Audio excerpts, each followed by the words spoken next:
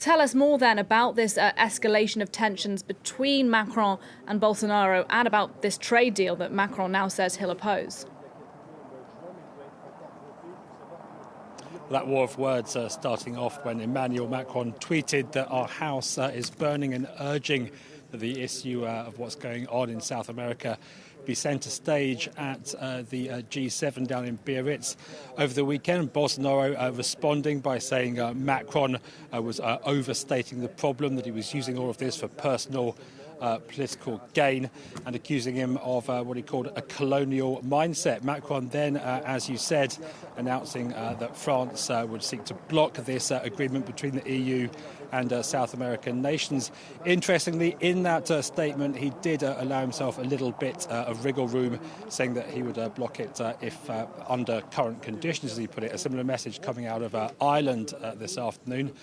In terms of that trade deal, well, two sets of opponents here in France, really. First of all, environmental groups worried about the effect of rainforest being cleared for farming, but also, talking of farming, the traditionally powerful French agricultural lobby, who saw a threat not just to the Brazilian rainforest, but to their livelihoods. They've been vocal in their opposition, as they were in some of them at least, with the EU-Canada trade deal. So that's the context into which the G7 gets underway this weekend. Emmanuel Macron wanted the environment centre stage, and he's now got it.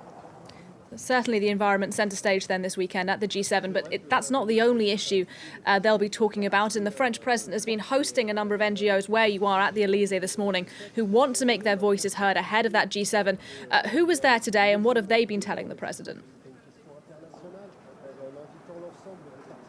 There have been various activists and campaigners, as you said, getting their message across, not just on environmental issues, but on the issue of global inequality between men and women, something which Macron says he also wants the G7 to focus on. Now, the message from the Elysée is that the proposals put forward here today will be turned into concrete action down in Biarritz. There's been a lot more scepticism, however.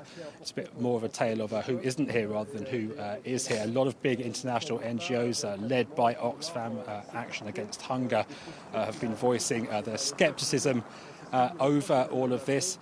Saying that their access to this G7 is even worse than it's been in the past, and really launching a bit of a broadside at those G7 leaders, saying they are all at the head of countries that are actively contributing to the very problems they claim to be trying to solve. All right, Chris Moore for the moment at the Elysée Palace for us in central Paris. Thank you very much indeed.